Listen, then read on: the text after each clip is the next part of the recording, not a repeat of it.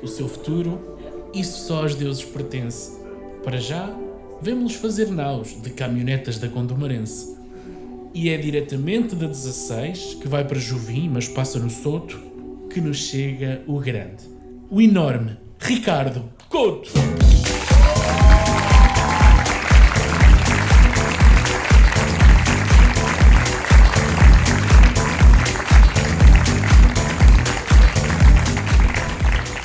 Boa noite, Sá da Bandeira! Público de merda, mas... Caraca, este é o nosso primeiro espetáculo em nome próprio, isso é incrível ou não é?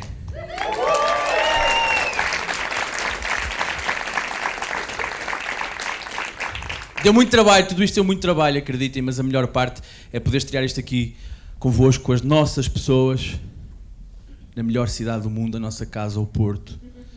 E eu adoro esta cidade, adoro a cidade das 6 pontes, a capital mundial do Guna. Epá, eu adoro gunas. Os gunas são o meu animal favorito. Atenção, eles são um animal muito inteligente, porque eles conseguem imitar outros animais. Já repararam que os gunas têm como os cangurus, têm uma bolsa na cintura? Só que em vez de ter o filho, tem mortalhas. Ainda por cima, os gunas conseguem ser autênticas girafas. Isto é qualquer estação, é ver se o pica bem. Mas para mim nada é mais Porto do que um gajo apanhar o metro às 8 da manhã e está o metro carregar pessoas tristes, frustradas, a ir para mais um dia de trabalho. E lá ao fundo da carruagem, com uma coluna portátil, ou virar tecno, está um guna. E no outro dia, às 8 da manhã, eu apanhei o metro, carregar pessoas tristes, frustradas, e ir para mais um dia de trabalho. E ao fundo da carruagem, lá estava ele. Só que o Guna saiu numa das primeiras paragens.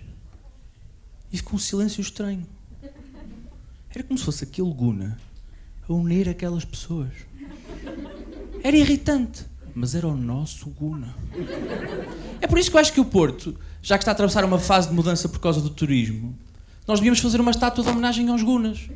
Que era a estátua de um gajo a roubar a carteira a outra estátua.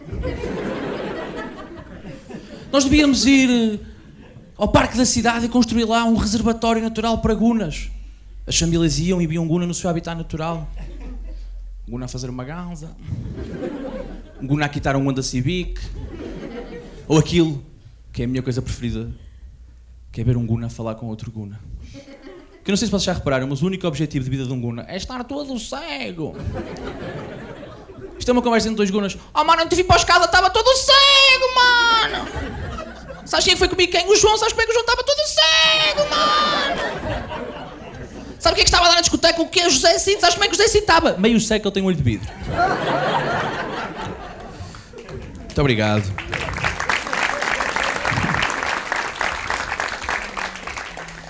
Eu hoje vou contar-vos 3 histórias que são reais e que são da minha vida. E a primeira envolve gunas. Eu no 12º ano concorri à Associação de Estudantes.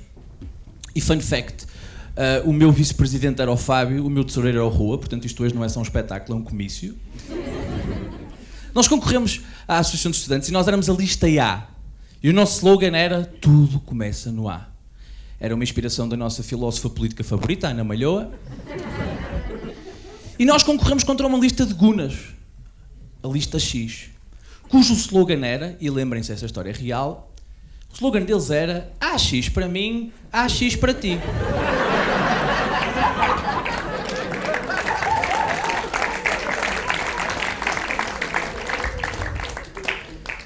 Nessas eleições para a Associação de Estudantes, registou-se um dos primeiros casos de bullying retórico neste país.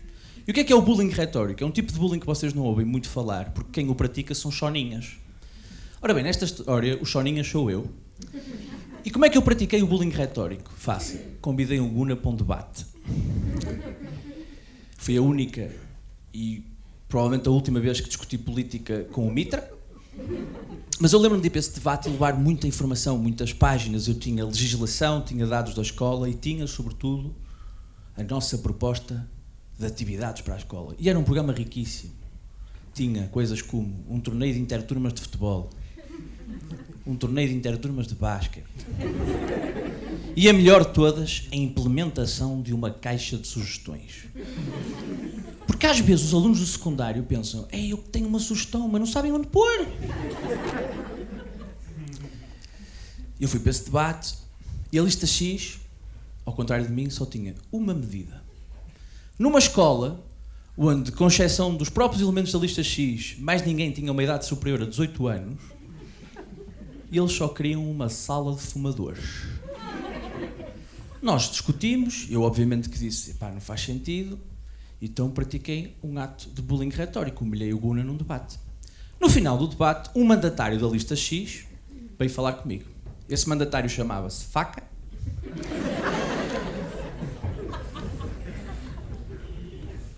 E atenção, o Faca andava nestas lides das eleições, estas lides democráticas, mas na verdade ele era monarca, porque na escola toda a gente dizia: e o Faca é o rei. E o Faca veio falar comigo, e já agora, Faca não advém do facto de ele gostar muito de culinária, ele veio falar comigo e disse-me: chaval, tu andas-te a esticar. E eu fiquei todo cagado, obviamente, não é? E no dia seguinte regressei, todo cagado à escola. E no dia seguinte era dia de reflexão. Porque o diretor da escola calhou para o slogan: AX para mim, AX para ti, e pensou: não, isto parece que está tudo bem. Disse: não, é preciso um dia de reflexão nas eleições para a Associação de Estudantes de uma escola secundária. Que tipo de reflexões é que um aluno do secundário faz? Fogo, os lanches no buffet estão a 40 cêntimos. Tipo, os testes são obrigatórios, mas eu tenho que comprar folhas de teste, não faz sentido. Ou pior de todas: tipo, eu tenho uma sugestão, mas não sei o que é de pôr. Nesse dia de reflexão, o diretor da escola decidiu fazer uma última revisão às listas e descobriu que havia um problema na lista X. Surpreendentemente, eles não tinham enrolado a folha de inscrição e feito um charro. O que tinha acontecido é que eles tinham escrito a mesma pessoa para 2 cargos. Tipo, era o mesmo nome que desempenhava o vice-presidente da Assembleia Geral e o vogal do Conselho Fiscal. E isso dava direito à desqualificação. Portanto, no dia de reflexão, a lista X foi desqualificada por um erro burocrático. E explicaram ao Guna o que é um erro burocrático. Tudo o que o Guna percebeu foi: ei, o Ricardo fodeu-nos.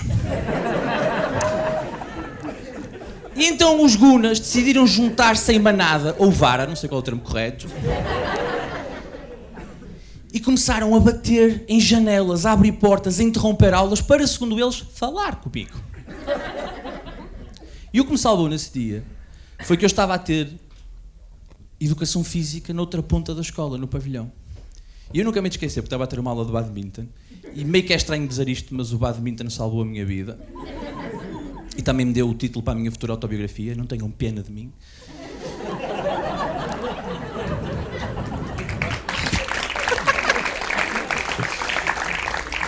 Mas eu lembro-me de estar na aula de badminton e entrou uma empregada, ela estava branca, apavorada, e foi ter com o meu professor e explicou-lhe o que estava a passar, que havia um grupo de pessoas para me bater lá fora, eu não fazia a mínima ideia. E aqui é que se vê a importância dos professores na nossa vida. Porque o meu professor percebeu: está aqui uma situação muito perigosa, tensa para o Ricardo, eu vou falar com ele e vou-lhe dizer umas palavras relaxantes e apaziguadoras. Ele chegou à minha beira e disse, e lembrem-se que esta história é verdade: e vais levar no corpo!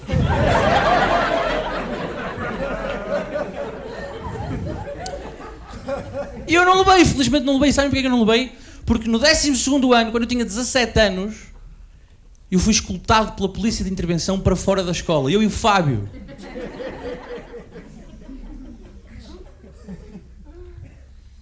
Nesse dia, vários elementos da lista X foram expulsos ou suspensos. Uns por posse de droga, outros por organização de motim e um deles por agressão de um polícia.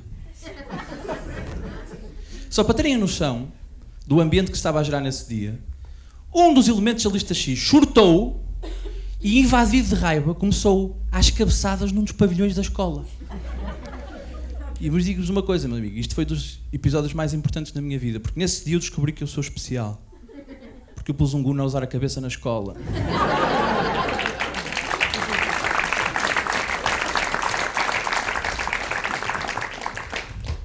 Mas sabem, eu lembro muitas vezes desta história, principalmente quando vou votar, porque eu voto na escola onde tudo isto aconteceu.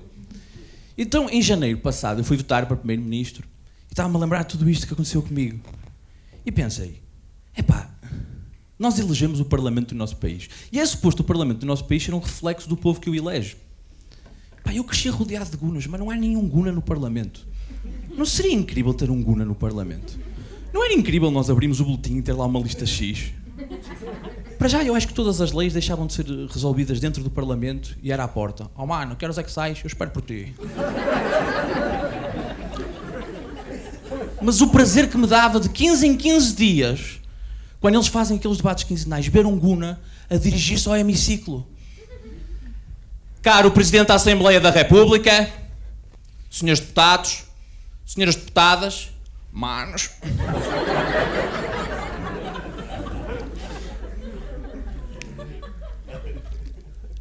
A outra história, que é real e aconteceu na minha vida, não envolve Gunas, envolve uma ex-namorada minha. A única coisa que ela roubou foi o meu coração. Esta, na verdade, é a história da única namorada maluca que eu tive na vida e esta é a história de como eu percebi que ela era maluca. Eu tinha 18 anos e ela chegou à minha beira e disse: Ricardo, eu estou grávida. E eu entrei em pânico. Eu tinha 18 anos, não tinha maturidade financeira, não tinha maturidade emocional para ter um filho. E disse-lhe: tens a certeza? Ela: sim, porque o meu período está atrasado. E eu, na minha inocência, achei que o período era uma coisa que de vez em quando podia atrasar. E ela explicou-me: sim, Ricardo, pode atrasar, mas eu fiz um teste e deu positivo. E foi aqui, meus amigos, que eu, como ateu, juntei as mãos e pus-me a rezar a Deus para que tudo isto não fosse só falso alarme. E já foi em desespero que eu lhe disse: por favor, vamos à farmácia e fazemos um segundo teste só para ter a certeza. E foi aqui que eu percebi que ela era maluca. Porque ela disse: eu não fiz um teste da farmácia. Ela foi à internet. E decidiu fazer um teste caseiro.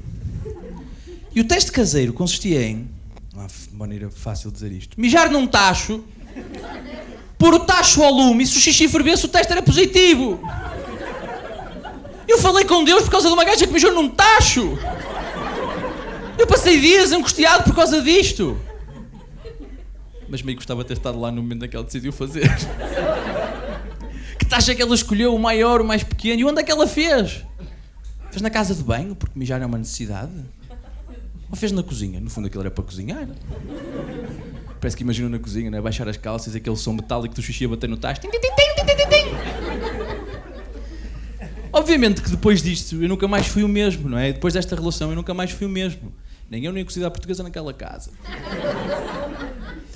Eu quis abandonar esta pessoa, diz, não quero ver mais esta pessoa na minha vida. Mas hoje em dia, vamos ser sinceros, é difícil isso acontecer. Porquê? Porque existem as redes sociais. Por muito que a gente se afaste de alguém, temos sempre curiosidade de ver o que é feito da vida dessa pessoa. E eu recentemente descobri que essa minha ex-namorada agora namora com um mudo. O que faz sentido, porque ela disse, depois do Ricardo, um gajo que fala não. Mas eu também tento ser otimista, que é, podia ser muito pior. Essa minha ex-namorada podia namorar com um paralítico. E eu vou-vos explicar porque é que era pior. Porque essa minha ex-namorada tinha um fetiche muito específico. Nos preliminares, quando a gente começava-se a beijar, ela entusiasmava-se e adorava dar palmadas no rabo. Então eu imagino com o namorado paralítico, eles todos entusiasmados. De repente ela entusiasma-se, está-lhe uma palmada no rabo e ele diz, espera, ouviste isto?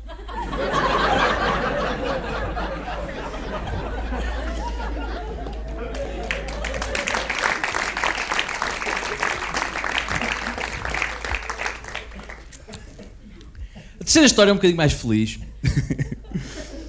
Embora eu reconheça que não pareça ao início. Desde os 17 anos que eu vivo com depressão. Pá, uma doença lixada que foi para mim difícil de perceber o que era, foi difícil de curar, mas passados 10 anos, pela primeira vez, desde janeiro deste ano, eu estou a viver sem comprimidos. Isso é que o Lona fixe.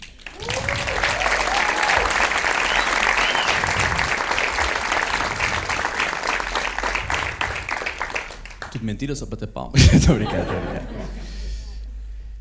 Mas este processo deu-me coisas importantíssimas para o resto da minha vida. E uma das coisas mais importantes que eu aprendi na vida foi com a minha psicóloga, que ela ensinou-me uma estratégia para aqueles dias em que parece que temos um peso e uma dor insustentável sobre os nossos ombros. Ela disse-me, Ricardo, nos dias em que tu te sentires pior, sai à rua e olha para outras pessoas. De certeza que vais encontrar pessoas que têm problemas piores que os teus. E de repente, aquilo que parece uma dor insustentável deixa de ser. E eu vou ser sincero, meus amigos, é para mim muito fácil encontrar pessoas que têm uma vida pior que a minha, porque eu vivo em Gondomar. E eu, se acordar triste, vou à janela, olho em volta e penso,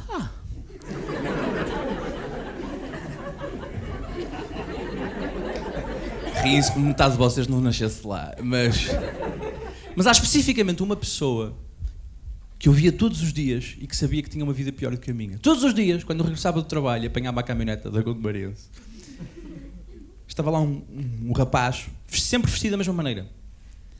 Botas pretas, de cano alto, grossas, calças pretas juntas ao corpo, uma camisola de manga cabeada branca, um casaco de couro por cima.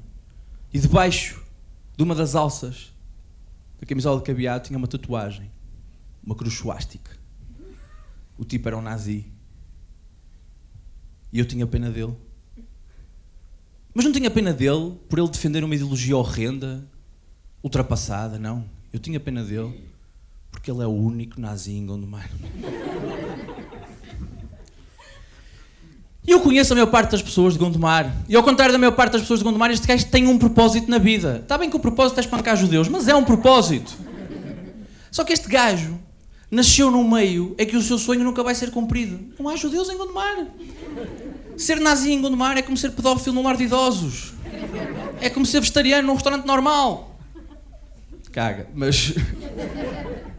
Eu identificava-me com ele muito por causa de uma coisa, que é, a minha vida toda eu sonhei ser artista.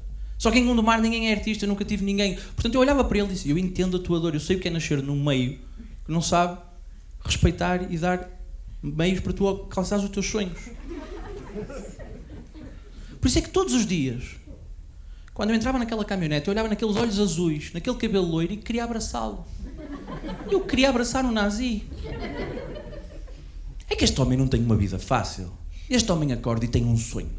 Este homem acorda e a pensar, bom, as tropas arianas invadir o nosso continente, a Europa vai estabelecer uma segregação racial, vais ter só um regime de partido único. E depois está a passar o andante na Gondomarense. Está a regressar a casa para a namorada sopeira de leggings. Que agora diz, se o meu namorado é nazi, eu também sou. Então, o Facebook desta rapariga é o único Facebook do mundo onde vocês podem ver músicas do Luan Santana intercalados com fotografias do Hitler. A foto de capa dela é uma daquelas citações sobre o pôr do sol, sabem? Ao fundo, um pôr do sol. E o que é que diz a citação? Pedras no caminho? Apanho-as e um dia faço um castelo. Goebbels. Mas atenção, eu sei o que é que eu estou a pensar. Ricardo, como é que tu eras capaz de abraçar um nazi? Claro que eu não abraçava o nazi por ele ser nazi. Eu abraçava por ele ter nascido em Gondomar, coitado. É que eu não defendo as ideias dele. Tirando uma, que é a ideia de um holocausto em Rio Tinto.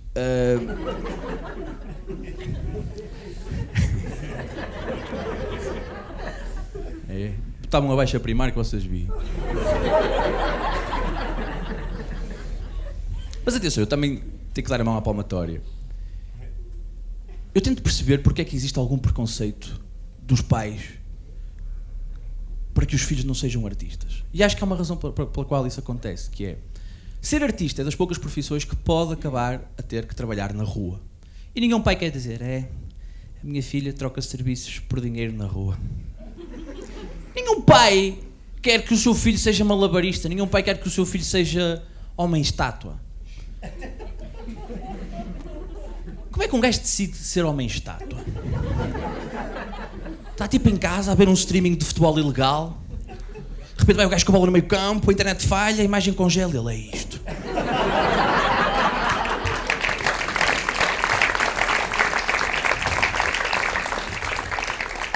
Vocês não deviam bater palmas, sabem porquê? Porque o pior nem são os homens-estátuas, são as pessoas que admiram homens-estátuas. Porque assim, há sempre, quando há um homem-estátua, um grupo à volta a dizer, fogo, parece mesmo uma estátua. E isto é um comentário feito por humanos, supostamente a espécie mais inteligente a ter habitado este planeta. Não somos. Sabem uma diferença entre homens-estátuas e estátuas? Os homens-estátuas não têm merda de pomba. Porque até as pombas estão lá em cima e dizem, vais cagar ali. Não, é um homem.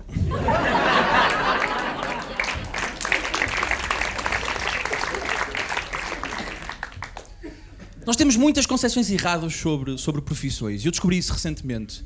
Eu fui morar sozinho e descobri duas coisas. A primeira das quais é que a pornografia tem som.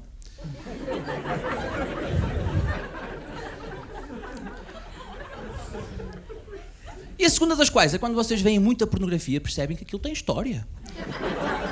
Tem filosofia, sociologia. Mas também tem estereótipos errados. E há um estereótipo muito errado na pornografia. que é os empregos precários chafam-se. Reparem quem é que tem sempre sorte na pornografia. O pistoleiro, o explicador, o entregador de pizzas. Não sei porquê, mas na pornografia o pescado dá tusa.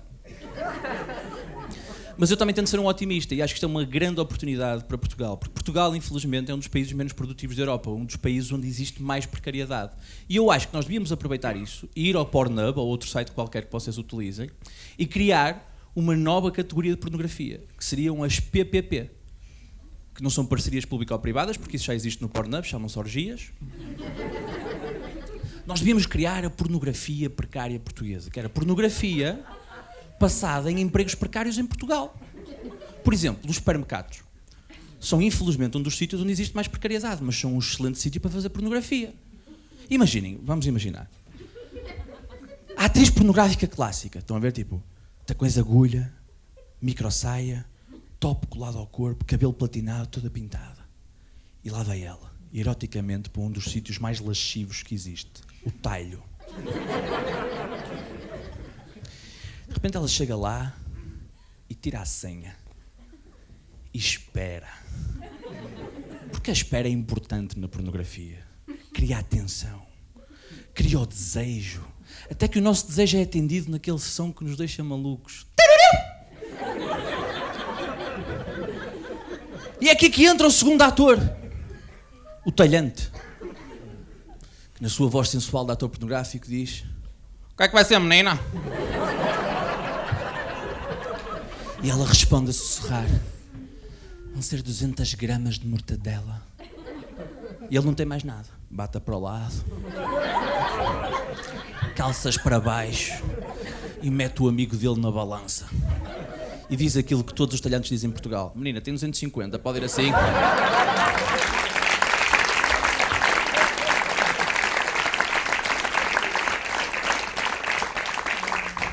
Mas atenção, estávamos a falar de homem-estátua e não perceber homem-estátua, mas há um conjunto de coisas que eu não percebo. Eu não sei se isto vos acontece. Eu, quando era puto, via algumas coisas e não percebia, mas achava: um dia vou crescer e vou perceber. Só que há outras coisas que eu tenho 28 anos e ainda não percebo. Há uma coisa que eu não entendo, que é concentrações motar. Como é que começa uma concentração motar? Eu acho que é assim. Está um gajo assim: "Olha, tenho uma mota." E vem um segundo gajo: "Ei, tens uma moto?" "Eu também tenho uma moto." E ele: "Traz." E de repente são dois gajos: "Nós temos uma moto."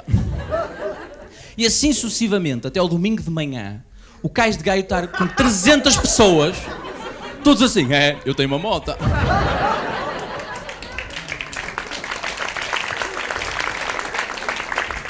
Mas sabem a pior parte? É que há sempre um líder, que é o gajo que diz assim: "Ó malta, vamos pegar nas motas, vamos a Matosinhos." E o meu estou... Chegam a Matosinhos e o gajo diz: "Agora vamos para a Gaia." Fim, é isto, uma concentração motar. Outra coisa que eu não percebo: capoeira. Ricardo, a capoeira é uma arte marcial. Não é. Digam-me, quantas vezes é que vocês estiveram na noite e dois gajos estão prestes a andar à porrada? Estão já com a cabeça: "Mano, o que é que estás a dizer?" "Mano, tu tem cuidado, que eu pratico uma arte marcial, eu não te ataco, mas eu ajo em autodefesa." E de repente o gajo dá-lhe uma chapada e diz: "Zeca, traz o brimbau."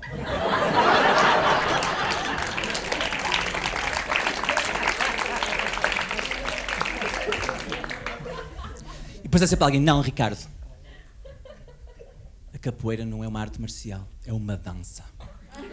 Que discoteca é que vocês frequentam? Eu nunca estava na discoteca com um amigo meu e um gajo: "Ei, mano, esta é a minha música." Até porque se isso acontecesse, iam estar dois gajos ao lado a dizer: "Mano, aquele gajo está todo cego." Mas eu confesso, a coisa que eu menos entendo desde puto são velhos. Porque quando vocês são de classe média baixa, a vossa creche é uma abelha, é a vossa avó. Então, eu fui criado para a minha avó. E acontecia uma coisa que era: eu acho que os velhos estão sempre carrancudos, sabem? Então, assim, um gajo vira-se para ele: vamos passear." "Não vou." "Não vou, não quero sair daqui, quero morrer em casa." Mas anda lá, é o casamento da sua filha. Não vou, é uma fantochada aquilo. E depois uma pessoa vai, triste por deixar a avó para trás, de repente volta ao final do dia. Então, avó, correu tudo bem, deixaram-me aqui sozinho. E quando eu era miúdo achava, os velhos são assim um bocadinho carrancudos, porque tiveram uma vida difícil, não é? Tipo, já estão na fase final da sua vida, já viram alguns dos seus melhores amigos partir, alguns familiares partir, já não têm muita energia, mas eu agora percebo que não é assim. Eu percebi porque é que os velhos estão sempre carrancudos, porque eles estão sempre a pensar na única coisa que só os velhos pensam. Hoje quantos são? No outro dia eu ia com fones na rua, vem uma abelha, bate-me no braço e eu, desculpe, diga ela, hoje quantos são? E aquilo cria uma disrupção espaço-temporal. Eu sei lá quantos é que são hoje, onde é que eu estou. E de repente começo a pensar e digo, ok, são 6 de março. E quando vou responder, dou por mim sentado numa paragem com uma abelha a dizer-me, sabe, eu tenho uma neta há 15 anos na Suíça.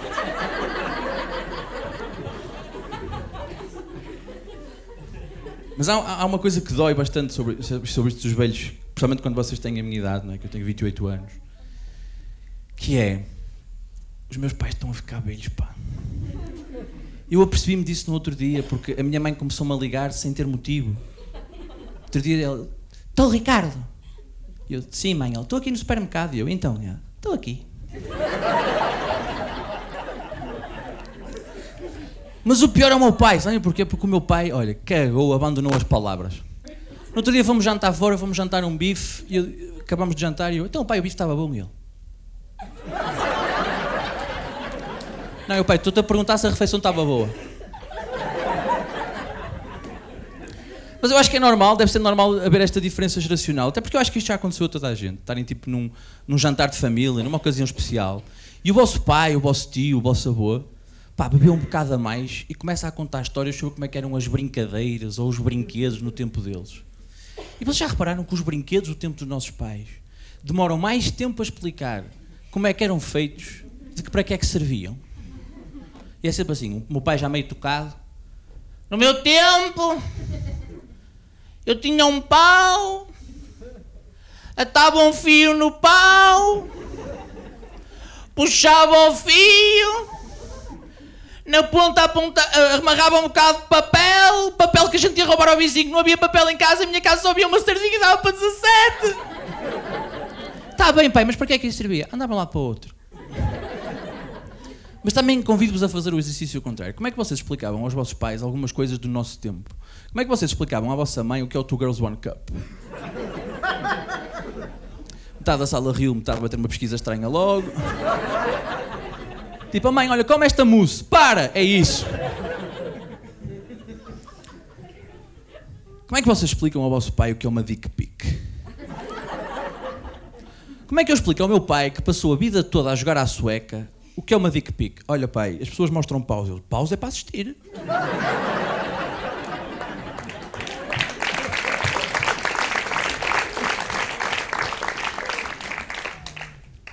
Vocês já repararam que se os vossos pais há 20 anos quisessem mandar uma dick pic, tinham que ir ao fotógrafo da zona? Que era um gajo que tinha um banco destes. E um fundo atrás. Portanto, o vosso pai ia ter que chegar lá. Então, Sr. Júlio, era para tirar uma dick pic? Com certeza, Sr. Mário. Chegava lá ele. E ele tem que emagrecer. Mas. E ele tirava e ele. Pronto, Sr. Mário, agora venha daqui a 3 dias. E lá ia o fotógrafo para aquela sala escura, pôr a fotografia nos químicos e começava a aparecer uma pila. E ele sacudia a pila, ou a foto da pila, não é? E punha à beira das outras todas lá do bairro. Aquilo parecia o fumeiro de Mirandela.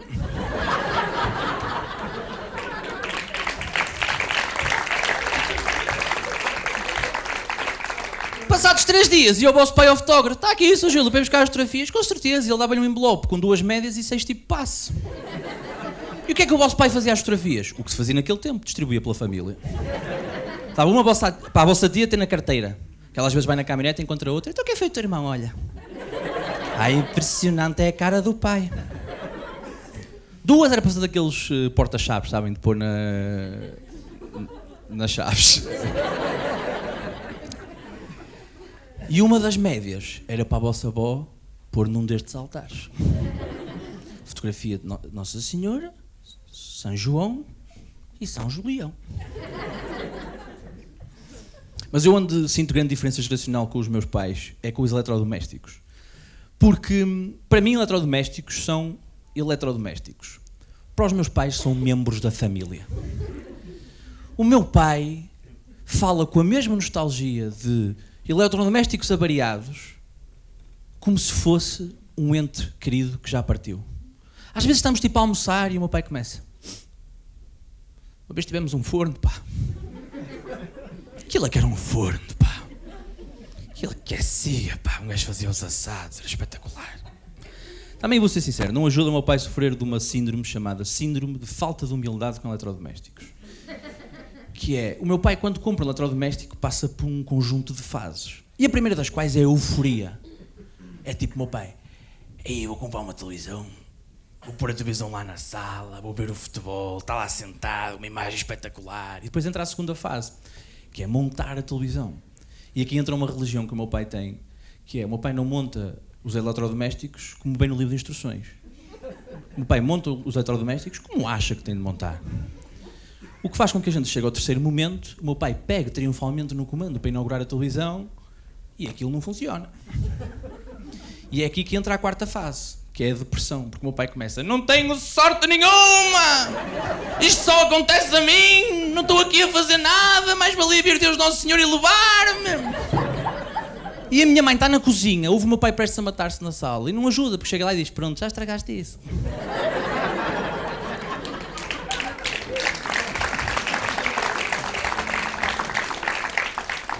Mas eu vou dizer-vos uma coisa, 80% dos problemas que existem eletrónicos numa casa classe média baixa é falta de pilhas. Alguém chegou mais cedo a casa e disse: ei pá, vou para o quarto ver televisão. Não está a dar. Vou à cozinha roubar pilhas. E depois chega outra pessoa e diz: ei, vou para a cozinha ver televisão. Não está a dar, vou ao outro quarto. E assim sucessivamente, até o vibrador da minha mãe ficar sem pilhas. Eu não sei se vocês sabem, mas um vibrador sem pilhas não serve para nada. É um pau em modo avião. Aliás, eu digo-vos uma coisa. Um vibrador sem pilhas, o máximo dá para pôr em cima de umas folhas para elas não voarem. É um pisa-papéis. Gosto, odeio esta piada, não faz mal. Mas eu gosto muito de falar dos meus pais, vocês já perceberam, falo muito dos meus pais. Mas atenção, os meus pais são a minha grande referência. Não são só a minha grande referência de vida, não é? As pessoas que eu mais amo. São a minha grande referência romântica. Os meus pais têm uma relação absolutamente amorosa. Aliás, vou-vos contar uma tradição que eles têm. Todos os natais, o meu pai pega na minha mãe, leva ao shopping, vão à perfumaria e diz: escolhe o perfume que tu quiseres, meu amor. Não é fofo isto? A minha mãe escolhe e o meu pai: pronto, agora vamos à Equivalenza.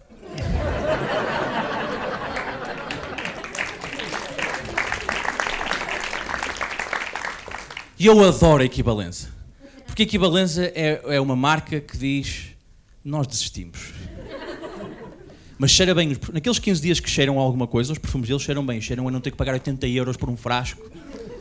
Mas sabem, quando são de classe média baixa, é assim que o vosso amor é medido, é por ofertas de produtos de higiene dos vossos pais. O meu pai, todos os natais, oferece-me um daqueles packs de gel de banho, desodorizante de perfume.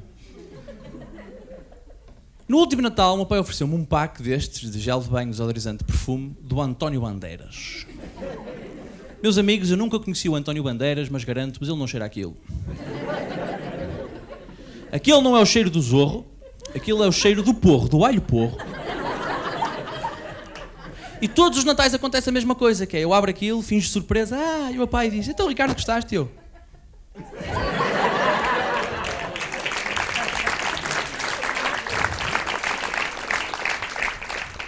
Mas adoro os meus pais, pá. Os pais são as minhas pessoas favoritas, pá. E depois eles são muito queridos porque são os dois pobres e não são pobres juntos, é tão fofo. Por exemplo, ao domingo, ao contrário das famílias normais, né, que vão para passeios, para piqueniques, os meus pais não, os meus pais fazem safaris de supermercados. É muito fofo, é muito querido. Eles viajam para supermercados diferentes, mas não é para comprar coisas, é para ver preços. É muito fofo, pá, é muito querido, porque o meu pai tem um problema, que é o meu pai compra qualquer coisa que tiver em promoção. Nós temos um problema lá em casa que é muito frequente, que é o meu pai chega com sacos e sacos de fruta tocada. Então, pai, porquê compraste 2 kg de maçãs podres? Então ficava por 2 euros. Eu estive a pensar, e acho que a razão pela qual o meu pai é anti-drogas é porque as drogas não se vendem em supermercados. Porque se as drogas se vendessem em supermercados e eventualmente ficassem em promoção, o meu pai comprava quilos e quilos de AX, tocada. Oh, pai, por que compraste 2 quilos de AX podre? Então ficava por 2 euros. Mas há uma coisa que acontece quando vocês têm pais que adoram supermercados, que é têm um problema de acumulação lá em casa. E nas casas de classe média baixa acumulam-se 2 tipos de coisas. A tralha, aquilo que não serve para nada, fica para lá um canto e eventualmente vai para o lixo. E as coisas muito boas. Porque há sempre uma vitrine que a mãe tem lá em casa, que é onde ela põe a louça boa, as toalhas boas, os talheres bons.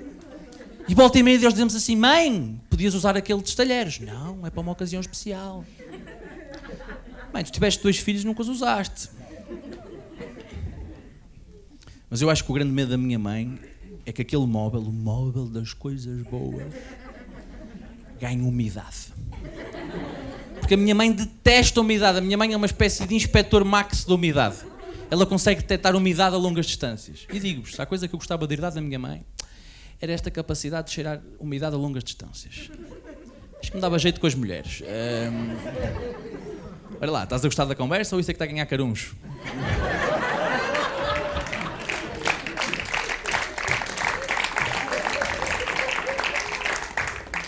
Sabem qual é a coisa que mais se acumula em minha casa? Sacos. Em minha casa há sacos para tudo. Sacos grandes, sacos pequenos. Para cada coisa específica há um saco de tamanho específico. Para terem uma noção da paranoia, o meu pai, até há bem pouco tempo, levava uma Santos num daqueles sacos roxos da farmácia, sabem? Esses sacos tinham circulação para aí há 6 anos. E nós tínhamos um estoque, centenas deles lá em casa. Eu digo que tinha, porque me lembro do dia em que deixei de ter. O meu pai acordou, fez a higiene normal, lavou os dentes, foi tomar um pequeno almoço e naquele momento em que ele vai pôr a Santos no saco roxo, percebe que já não há sacos roxos. Só sacos do continente. O meu pai ficou branco. Foi ter ao quarto, a minha mãe ainda estava a dormir e disse: Zira, minha mãe chama-se Alzira, se tem dúvidas que eu sou pobre. Zira, eu não tenho sacos. A Sandra é pequena e o saco é grande. E a minha mãe, que ainda estava meio a dormir, abriu os olhos. Porque a pior ofensa que vocês podem fazer a uma mãe de classe média baixa é dizer: tu não tens sacos. E ela rouba para trás, foi a correr à despensa, revirou a despensa toda e saiu lá com um saco gigante. E o que é que tinha dentro do saco gigante? Sacos! Sacos de mercearias que já fecharam. Sacos de prontos a vestir que eu nem sequer sabia que existiam. Sacos de lojas francesas. Meus amigos, a minha mãe nunca foi além de Rio Tinto. Como é que ela tem sacos de lojas francesas? Depois bateu-me. Já sei. A minha tia, que também é classe média baixa, está emigrada na França. Ela traz os sacos dela e leva os sacos da minha mãe. Há uma economia paralela, há tráfico de sacos, controlado por mais classe média baixa. Mas eu gosto de falar muito da minha mãe. E esta é a última história que eu vos conto real hoje.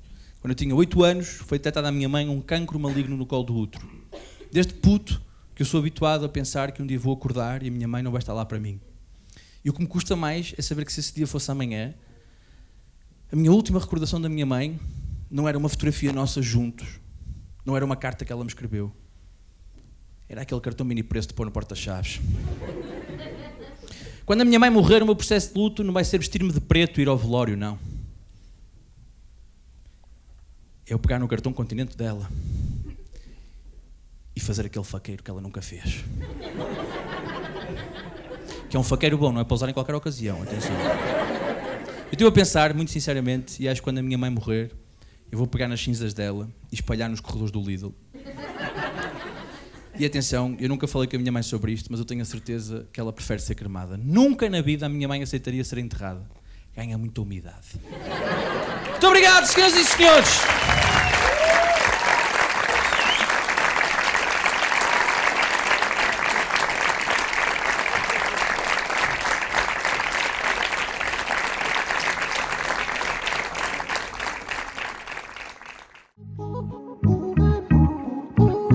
Maria